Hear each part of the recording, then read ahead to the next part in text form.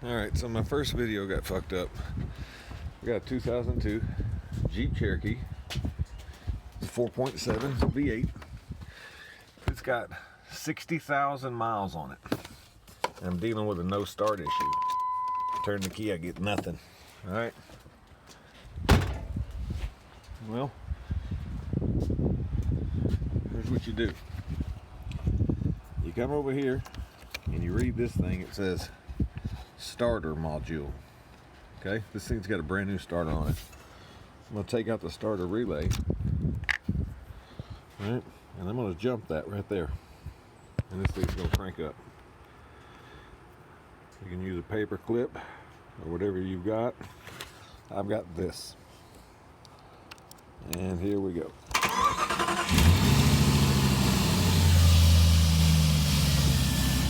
That's how you fix a no start on a 99 through 2002 Jeep Cherokee when the key don't work.